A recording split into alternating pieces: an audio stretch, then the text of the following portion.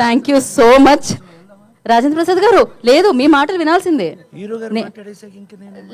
ఇంకో హీరో ఎవరని చెప్పారు చెప్పండి. ఆయన మీరనే కదా, మీరు మా హీరో. నేను హీరోనే, మీరు లెజెండరీ హీరో. లెజెండరీ హీరో మీరు, నేను కాదు మీరు. సూపర్. యా కాదు రాజేంద్ర ప్రసాద్ గారు, మీరు కూడా చిలిపి దొంగతనాలు చెప్పేసి స్టార్ట్ చేసి స్పీచ్ బాగుంటుందని నా ఫీలింగ్. ఏం కాదు, ఊరుకుంటాం మాట్లాడకుండా. ఈ పిల్ల నాకు చాలా కాలం నుంచి తెలుసులేండి. చెప్తా. యా సభా సరస్వతికి నమస్కారం. రాబిన్ హుడ్,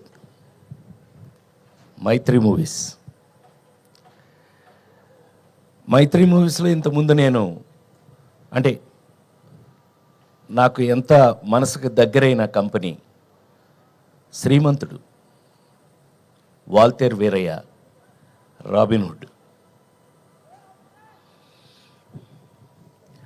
నాకు ఒక చిన్న డౌట్ వచ్చిందమ్మాయి, నువ్వు చెప్పలేదు, నువ్వేమన్నా కెలుగుతావు అనుకున్నా కెలగలా నువ్వు, నేను గెలుగుతాను ఇప్పుడు. ఏమండి, నేను వచ్చిన దగ్గర నుంచి చూస్తున్నాను, ఎక్కడ పోస్టర్ కానీ ఎక్కడ నా ముఖం కానీ ఈ ఏరియాలో ఎక్కడ కనపట్టలా. సార్ ఈ ఆన్సర్ మీరు వినాలి సార్, వినాలి. మీరే కాదు, ప్రేక్షకులు కూడా వినాలి. ఎందుకంటే మిమ్మల్ని చూడాలంటే డబ్బులు ఇచ్చి టికెట్ తీసుకొని చూడాలి అని. అబ్బా, ఈ పిల్ల మొత్తం మీద మా ఊళ్ళో మాట్లాడినట్టు మాట్లాడిందండి. మా ఊళ్ళో వాళ్ళు చెప్పినట్టు చెప్పింది. నిజమేలే, నువ్వు కొంచెం తెలివైందనివి, కొంచెం కాదు బాగా తెలివైంది. అమ్మో, నువ్వు జాగ్రత్త నోట్ చేయి. ఎక్కడ ఒక్క బొమ్మ కూడా నాది కనపడలేదు, నేను ఎందుకు ఇక్కడికి వచ్చాను అని మీ అందరికీ డౌట్ రావచ్చు. కానీ నాకు తెలిసి మొన్న కల్కి, లగ్గం, జనక అయితే కనుక అంతవరకు చూసుంటారు నన్ను. కానీ గుండె మీద చేసుకు చెప్తున్నాను, ఈ మధ్యకాలంలో యాక్టర్గా రాబిన్ హుడ్ సినిమాలో నటించిన తర్వాత ఒక్కసారి మళ్ళీ నాకు నా పాత హీరో రోజులు గుర్తొచ్చాయి. హీరో రోజులు అని అంటే లేడీస్ టైలర్ దగ్గర నుంచి హీరోగా యాక్ట్ చేసినంత వరకు చప్పట్లు కొట్టాలి అక్కడ. ఎన్ని ఇంకా అయ్యే సినిమాలు చూస్తున్నారు కదా, ఎంటర్టైన్మెంట్ అంటే ప్రైమ్ మినిస్టర్ దగ్గర నుంచి మీ వరకు అందరూ చూశారు కదా. అలాంటి రోజులు మళ్ళీ నాకు గుర్తు చేసిన రాబిన్ హుడ్ సినిమా. అంటే ఇవాళ యాక్చువల్గా మ్యూజిక్ మీద ఎక్కువ వాళ్ళు మీడియా మొత్తం మ్యూజిక్ మీద వెళ్ళి ఉంటుందేమో. ఒక్క సీన్ నాదేస్తే మీకు ఓపెన్గా, నితిన్ నాకు బిడ్డ లాంటి వాడు, ఊరికే నా ముందు నేను హీరోని అని అట్లా ఏం అసలు నాకు హీఈస్ లైక్ మై సన్. అట్లాగే శ్రీలీల మా పిల్ల. ఇవాళ కొత్తగా మాకు జాయింట్ అయినవాడు ఎవరో కానంటే వెంకీ కుడుముల. ఇతను ఇంతకుముందు 2 సినిమాలు బాగానే తీశాడండి అని అనుకున్నాను. కానీ ఇది విన్న తర్వాత, రాబిన్ హుడ్ అనే ఈ సబ్జెక్ట్ విన్న తర్వాత, అందులో ఒక ఎంటర్టైన్మెంట్కి కేవలం ఒక కామెడీ, ఒకప్పుడు కామెడీ ఎలా ఉండేది, ఒకప్పుడు రాజేంద్ర ప్రసాద్ అనేవాడిని తీసేస్తే అంతకుముందు కామెడీ ఎలా ఉండేది, ట్రాక్. సినిమాలో ఒక ట్రాక్ వస్తే అది కామెడీ, ఇది అది. అక్కడి నుంచి హీరోయే కామెడీ. హీరో ఎలాంటి కామెడీ, ప్రైమ్ మినిస్టర్ దగ్గర నుంచి కామన్ మ్యాన్ వరకు మెచ్చుకునే కామెడీ. అంత గౌరవాన్ని దాన్ని తెచ్చుకుంటే, దాన్ని నేనెంత అదృష్టవంతుణ్ణి అంటే 5 జనరేషన్లుగా దాటుకుంటూ మీ దాకా వచ్చి, వెంకీ అబ్బాయి హీరో విను, నువ్వు 5 జనరేషన్లు దాటుకుంటూ వచ్చాను నేను. చిరంజీవి గారు, క్షమించాలి, మా పెద్ద ఆయన నందమూరి తారక, విశ్వవిఖ్యాత నట సార్వభౌమ నందమూరి తారక రామారావు గారు, నాగేశ్వరరావు గారు, అదొక జనరేషన్. 2 కృష్ణన్నయ్య, సోన్బాబు అన్నయ్య, అదొక జనరేషను. చిరంజీవి గారు, నేను, మేమంతా ఒక జనరేషను. మహేష్ బాబు, జూనియర్ ఎన్టీఆర్, నితిన్, ఇదొక జనరేషను. ఇప్పుడు కొత్తగా జనరేషన్ వస్తుంది. మొత్తం 5 జనరేషన్లని దాటుకుంటూ మీ ముందు నిలబడిన నేను ఇంకా కూడా ఇలా ఫ్రెష్గా ఉండడానికి కారణం రాబిన్ హుడ్లో నా క్యారెక్టర్ లాంటివి. ఈ విషయాన్ని మీరు రేపు 28వ తారీఖున థియేటర్లో, ఈ మధ్య థియేటర్లో కూర్చొని హాయిగా ఫ్యామిలీతో చూసుకునే సినిమాలు లేవనే కంప్లైంట్ దాటి ఒక అద్భుతమైన ఫుల్ ఎంటర్టైన్మెంట్ మీకు మంచి కథతో, నేను అదే చెప్పాను, రాబిన్ హుడ్ ఏంటండి దొంగ. రాబిన్ హుడ్ అంటే దొంగ కదండి, వాడు ఇంగ్లీష్ సినిమాల నుంచి దొంగ కదా. అవును, ఈ సినిమా ఈ కథ చూశాక మన ఇంట్లో కూడా రాబిన్ హుడ్ లాంటి దొంగ ఒకడు ఉంటే బాగుండు అనిపిస్తుంది మీ అందరికి. ఇది గ్యారంటీ. ఇది కేవలం నేను ఒక ఫంక్షన్లో మీ అందరికీ మీ ముందు మాట్లాడడానికి నేను చెప్పట్లేదు. 100% ఒక అద్భుతమైన కథతో ఎంటర్టైన్మెంట్ దాంట్లో మిక్స్ అవుతూ ఈ సినిమా చూసి బయటకు వచ్చేటప్పటికి మా హీరో చెప్పినట్టుగా మేము నలుగురమే గుర్తుంటామండి. లేదంటే సత్యంగా నేను నా పేరు మార్చి వేరే పేరు పెట్టుకుంటాను. అంత కాన్ఫిడెంట్గా, అంత ఎంజాయ్ చేస్తూ, నేను ఆ రోజుల్లో హీరోగా చేసిన రోజులు గుర్తొచ్చినాయి అంటానికి కారణం అది.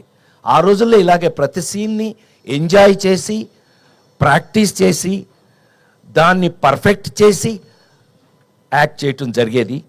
ఈ రోజుకి ఇన్ని రోజుల తర్వాత మళ్ళీ నేను ఈ సినిమాని అలా చేయటం జరిగింది అని 100% గుండె మీద చేసుకు చెప్తున్నాను. అట్లాగే ఈ సినిమాలో మనకున్న అదృష్టం ఏంటంటే, మా నిర్మాత రవి చెప్పినట్టు అన్ని డిపార్ట్మెంట్స్లోనూ, మ్యూజికల్గా, టెక్నికల్గా, అన్ని డిపార్ట్మెంట్స్లోనూ అందరూ ఇష్టపడి చేశారు. నాకు అసలు ఇవాళ ఈ మధ్య చాలా కాలం అయిందమ్మా ఇంత ప్లెజెంట్ ఫంక్షన్, ఇంత ప్లెజెంట్గా ఉండటం ఈ మధ్యకాలం చాలా రోజులైంది. అసలు టు బి వెరీ ఫ్రాంక్, నువ్వు అన్నమాట 100% నిజం. ఇంత ప్లెజెంట్గా ఉంది, ఇంత పాజిటివ్ వైబ్రేషన్తో ఇవాళ జరుగుతున్నటువంటి ఈ ఫంక్షన్. నిజంగా మీరందరూ మా మీద ఎంత ప్రేమతో వచ్చారో మాకు తెలుసు. దయచేసి నోట్ చేసుకోండి, 28వ తారీఖు నుంచి, ఈ నెల 28వ తారీఖు నుంచి దయచేసి థియేటర్లోనే చూడండి. ఆ సెల్ ఫోన్లోనూ, ఆ ఇంట్లో టీవీల్లోనూ. ఎస్, సినిమా ఇంటికి వచ్చేసింది. ఎస్, సినిమా అనేది ఇంటికి వచ్చేసింది. ఓటీటీ పేరు మీద, వేరే ఏ పేరు లేదా అయితే ఏమే, మొత్తం మీద సినిమా ఇంటికి వచ్చేసింది. కానీ నిజంగా థియేటర్లో కూర్చుని ఫ్యామిలీతో సహా చూడగలిగినటువంటి ఒక అద్భుతమైన సినిమా మనకు దొరికితే కనుక అంతకు మించిన ఎంటర్టైన్మెంట్ నాకు తెలిసి ప్రపంచంలోనే సినిమా అంటే అద్భుతమైన ఇంట్రెస్ట్ ఉన్నది ఇండియాలో, అందులోనూ మరి ముఖ్యంగా సౌత్ ఇండియాలోను, అందులో మరి ముఖ్యంగా తెలుగు వాళ్ళకి సినిమా అంటే ఎంత ఇష్టమో నాకు తెలుసు. నేను 48 సంవత్సరాలుగా సినిమాలో ఉన్నాను. నేను మీ అందరి ముందు ఈ రోజుకి నాకు ఇంత అద్భుతమైనటువంటి అవకాశం ఇచ్చిన నా కంపెనీ, నా మైత్రి మూవీస్. నేను శ్రీమంతుడికి మీకు విషయం తెలుసో లేదో అండి, శ్రీమంతుడి సినిమాకి జనరల్గా ఫ్యాన్స్ అందరూ ఇష్టపడతారు. అంటే నాకున్న అదృష్టం ఏంటంటే Chiranjeevi fans, Balakrishna fans, Nagarjuna fans, Venkatesh, అందరి ఫ్యాన్స్ నా ఫ్యాన్స్. అది నాకున్న అదృష్టం. ఎందుకనంటే అందరికీ కావాల్సింది బేసిక్గా ఎంటర్టైన్మెంట్కి మించిందే ఉందండి. టెన్షన్స్ అన్నీ జీవితంలో మనకు కావాల్సినవి ఉన్నాయి. అందుకని మరొకసారి మీ అందరి ముందు సవినయంగా నేను రాబిన్ హుడ్ సినిమాని 100% మీరు ఫ్యామిలీగా వెళ్ళి 28వ తారీఖు నుంచి థియేటర్లో, అద్భుతమైన థియేటర్లో ఆ ఫీల్ తోటి సినిమా చూడండి. మీకు ఎంజాయ్మెంట్, మీరు హాయిగా అనుకున్న ప్రతి ఐటము ఈ సినిమా లేకపోతే నేను దానికి బాధ్యుణ్ణి అని మరొకసారి మీ అందరి ముందు సవినయంగా మనవి చేస్తూ, నాకు ఇంత అద్భుతమైన అవకాశం ఇచ్చిన నా కంపెనీ, సరే నా మైత్రి మూవీస్ నా సొంత కంపెనీ చెప్పాను కదా శ్రీమంతుడికి, I should thank Venky Kudumula.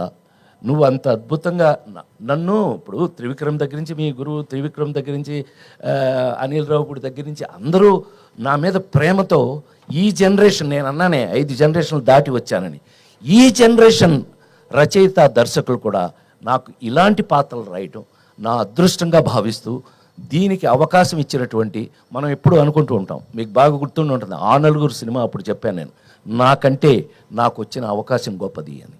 So ఇలాంటి అద్భుతమైన అవకాశం దొరికినందుకు మేము నిజంగానే, అంటే ఇవాళ ఎంటర్టైన్మెంట్లో ఛాలెంజ్ చేసి చెప్పడం కొంచెం కష్టంగానే ఉంది, ఎందుకంటే కామెడీ షేప్ కొంత మారుతూ వెళ్తుంది, కొంత బూతు ఆ టైప్లో వెళ్ళిపోతుంది. అలాంటి స్టేజ్లో మళ్ళీ మా హీరో చెప్పినట్టు ఒక అద్భుతమైన ఆర్గానిక్ కామెడీ అన్నాడు, అద్భుతమైన మాట అన్నావు, ఇది నేను ఎప్పుడు గుర్తుపెట్టుకుంటా. అద్భుతం, ఆర్గానిక్.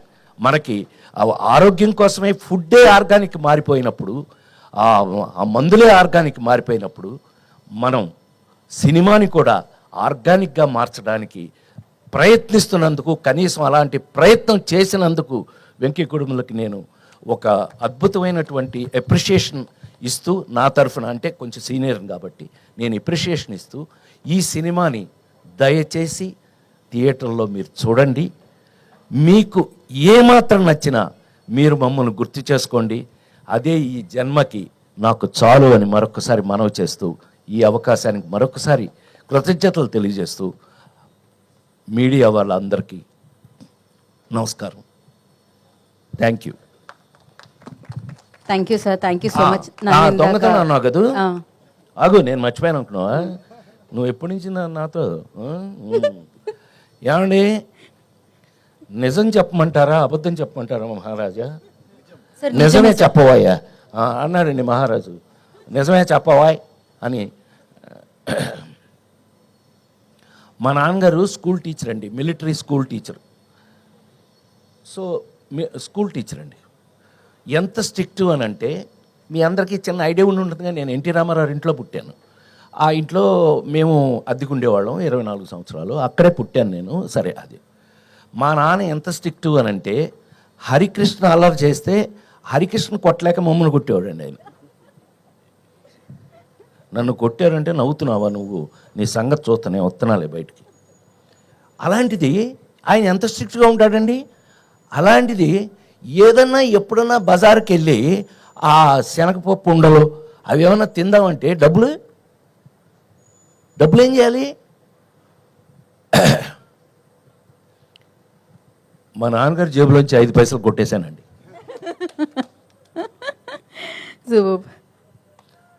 Let's frankly agree. ఈ విషయం ఇంతవరకు బహుశా తెలిసే అవకాశం లేదు. సో చిన్నప్పుడు అలాంటివి అసలు వీటికంటే మరి ముఖ్యంగా ఏంటంటే, మా ఇంట్లో 4 బ్రదర్స్ 2 సిస్టర్స్ అయితే అందరిలోనూ మా నాన్నగారి దగ్గర ఎక్కువ దెబ్బలు తింది నేనే. కారణం ఏంటంటే, పక్కింట్లోంచి జామ చెట్టు ఎలా కనపడుతుండేదండి, దానికి గుత్తులుగా కాయలు ఉండేవి, అద్భుతంగా పండేవి. ఎవడు ఊరుకుంటాడంటే చూస్తూ మనం పైకెక్కి మా నాన్న లేడు స్కూల్ నుంచి వచ్చేటప్పుడు చాలా టైం అవుతుంది, కరెక్ట్గా మనం చెట్టు పైకెక్కి కరెక్ట్గా కాయలు కోసేటప్పుడు ఆ ఇంటి ఓనర్ ఒక ఆవిడ, పాపం మొగుడు లేడు ఎవరు లేరు, ఆవిడ ఒక్కతే ఉండేది, ఆవిడ వచ్చి కింద కర్రచుకుని ఉంచునేది. మా నాన్న వచ్చేదాకా నుంచుని మా నాన్నగారు రాగానే చూడండి మీ వాడని చెప్పేది. ఈయన పైకి చూసి పొయ్యిలో పెడతారు పేళ్ళు, ఐడియా ఉంది కదా, ఆ పేడు ఇరిగేదాకా కొట్టేవాడు మా నాన్న. సో ఇలా చాలా దొంగతనాలు దెబ్బలు. కానీ నేను గోపాలకృష్ణ లాంటి వాడిని దొంగతనం చేసే పైకి వచ్చాను. Thank you very much. Thank you Rajendra Prasad గారు, థ్యాంక్ యూ.